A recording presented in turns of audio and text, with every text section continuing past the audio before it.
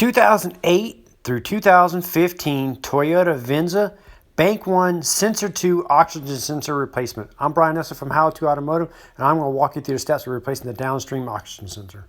So the electrical connector for the sensor goes through the floorboard and under the driver's seat, so we need to remove the driver's seat. So what we're going to do is run the seat fully back in the full back position, and that exposes the front two bolts.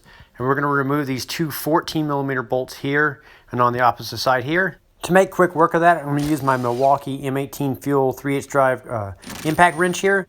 Then you need to run the seat to the full forward position.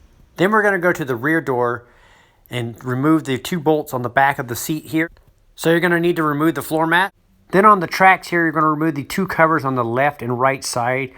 They're just pressed on there, so you'll just kind of flare them out like this and pull them off and set those aside. Now you can remove the 14mm bolts at the back here. Now you're going to want to tilt the front seat forward into the full forward position, and then after that you can swing the seat backwards and tilt it back.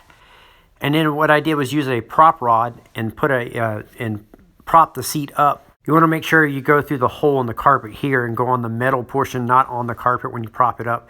After that, we're going to take this door spill here and we're going to pop this panel off.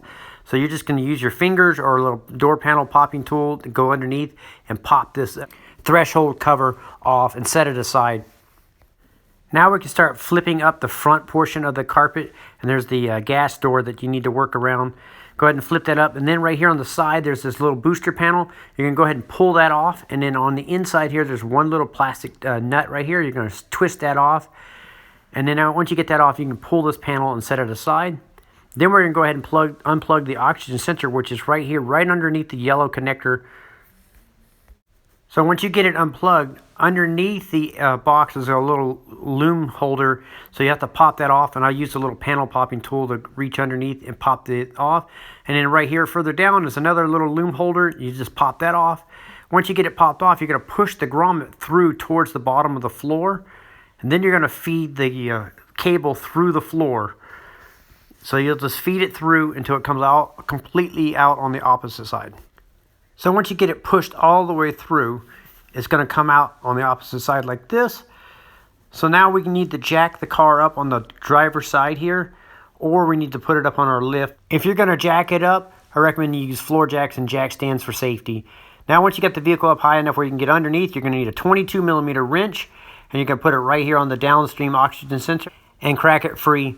You may also want to use oxygen sensor wrenches or crow's feet to get to that. So once you get it loose, then you're going to make sure you pop it out of all the additional wire loom holders here. So pop those out, and then you can go ahead and finish twisting the oxygen sensor out of the exhaust manifold. So I matched up my new sensor with the old sensor. So I'm going to be installing a Denso replacement part. This is the part numbers. I will link this up in the description of the video. That way if you need to pick it up, you can find it there. The new sensor comes with a little bit of copper anti-seize, so we're going to open this up and put a thin layer right on the threads. Make sure you don't get it on the sensor portion, just on the threads like this.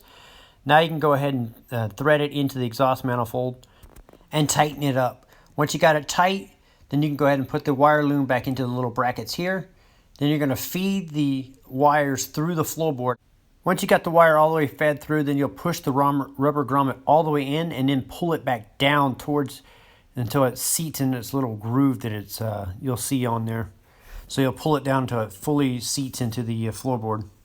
Now back inside, we can re-secure the wire here on the floorboard, and then we can go ahead and plug it in, and then we can go ahead and secure the wire loom underneath right here. Once that's plugged back in, then we can go ahead and start laying our carpet back down.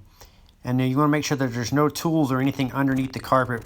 So go ahead and lay your carpet back down and kind of fit it around all the little catches right here. You want to also make sure the gas door goes through the carpet right here. So once you get that all situated, then you can go ahead and put the side kick panel back on. So you're just going to line up these little tabs here and one one at the very bottom here. You'll push it on until it locks into place, and then you'll start the plastic nut on the back. Once you got the panel back on, now you can put the door spill back on. So you'll just line it up with the holes on the threshold and push it down until it clicks into place. Then you can lower the seat back down. And I like to run the seat all the way back in the back position, and we're going to start the front bolts first. You may have to wiggle the seat side to side to get it to line up. And once you got the bolts started, you can run them down until they're snug, and then you can torque them down to 27 foot-pounds. And once they're torqued down in the front, then you can run the seat all the way forward and go in the back, start the 2 back bolts and torque those down to 27 foot-pounds. Then you can go ahead and put on the plastic covers that went over the rails here. They just kind of push on. Now you want to double check that the carpet up front didn't pop free from those little catches and slide underneath the gas pedal. So you want to make sure that that's resecured. Now with a code reader or a scan tool, you can clear the codes, and that'll complete the job of replacing the Bank 1 Sensor 2 oxygen sensor on a 2008 through 2015 Toyota Venza. I'm Brian Eslick from How To Automotive. I'd like to thank you guys for watching my videos. Encourage you to subscribe. Invite you to head over to the howtoautomotive.com website for more valuable videos like this. And also to remind you that I will link up all the parts and tools in the description. And I will also link up a video on how to diagnose oxygen sensors. Thank you again for watching.